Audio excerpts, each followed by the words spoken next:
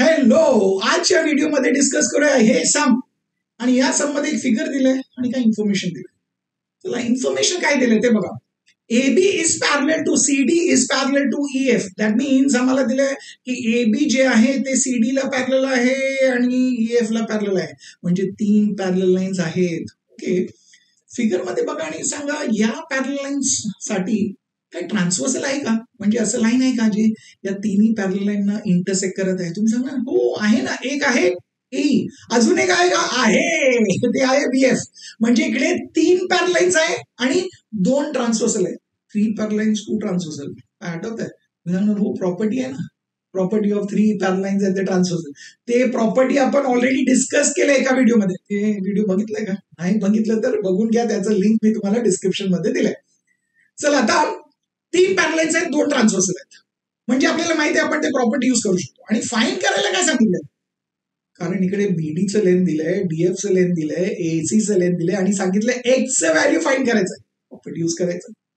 त्याच्यानंतर इकडे सांगितलंय की Aचं पण लेंथ फाइंड करायचं. तर मला सांगा X म्हणजे आपल्याला C मिळणार आहे. आता AC माहित आहे, CE माहित आहे, म्हणजे A मिळणार ना. व्हेरी गुड, म्हणजे झालं ना. ओके, आता समजलंय. तर फक्त लिहायचंय, म्हणजे प्रेझेंटेशन प्रॉपर्टी यूज करायचं. म्हणजे पहिल्यांदा काय लिहायचं, 3 पॅरलल लाईनचं नाव लिहायचं. म्हणजे काय लिहिणार, segment AB parallel to segment CD parallel to segment EF, आणि जे ट्रान्सवर्सल आहे त्याचं नाव लिहायचं on transversal AE and BF. आता आपण इंटरसेप्टचे जे रेशोज आहेत ते इक्वल आहे ते लिहू शकतो. म्हणजे जर आपण AC अपॉन CE घेतलं, ओके, ते इंटरसेप्टचं रेशो घेतलंय, ते इक्वल आहे. कशाला इक्वल आहे, करस्पॉन्डिंग. बरं का, ACचं करस्पॉन्डिंग आहे BD, Cचं आहे DF, म्हणजे BD अपॉन DF लिहूया. Very good. आणि याचं रिझन काय आपल्याला माहित आहे, ते आहे property of 3 parallel lines and their transversals. आता व्हॅल्यू सबस्टिट्यूट करा. ACचं व्हॅल्यू काय, 12 लिहा तिकडे 12. Cचं व्हॅल्यू काय, X इक्वल टू BDचं व्हॅल्यू काय 8 आणि DFचं व्हॅल्यू काय 4. Very good. आता Xचं व्हॅल्यू फाइंड करायचं तर एकदम सोपं आहे, आपल्याला फक्त क्रॉस मल्टिप्लाय करावं लागेल. म्हणजे पहिल्यांदा X into 8 equal to 4 into 12 लिहा तिकडे. X into 8 is equal to 4 into 12. Okay, आता Xचं व्हॅल्यू फाइंड करायचं, म्हणजे हे जे इंटू 8 आहे ते या साईडला ट्रान्सपोज करा राईट हँड साईडला, म्हणजे डिनॉमिनेटरला येणार. म्हणजे काय लिहिणार, X is equal to 12 into 4 upon 8. Very good. आता कॅन्सलेशन करू, एकदम सोपं आहे. 4 1 जा, 4 2 जा. Very good. अजून काय कॅन्सल होत आहे, तुम्ही सांगणार हो 12 कॅन्सल होणार ना 2च्या टेबल मध्ये. 2 1 जा, 2 6 जा, म्हणजे आपल्याला Xचं व्हॅल्यू आलं आहे.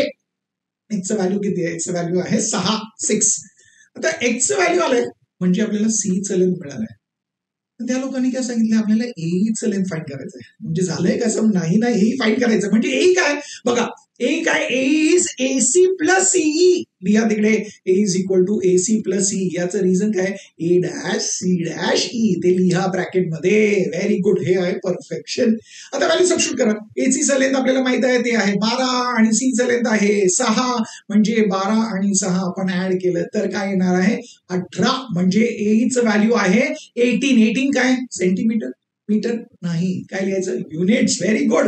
म्हणजे आपण तिकडे लिहिणार A is equal to 18 units. झालं सम, सोपं होतं की नाही.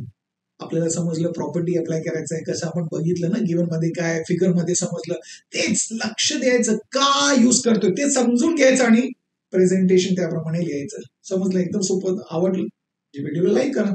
आणि तुम्हाला हे सगळं काय समजतंय, का करतोय ते समजतंय, कसं लिहायचं ते समजतंय ना, आणि आवडतंय ना, म्हणजे हे तुम्हाला आता गणित एकदम सोपं वाटतंय.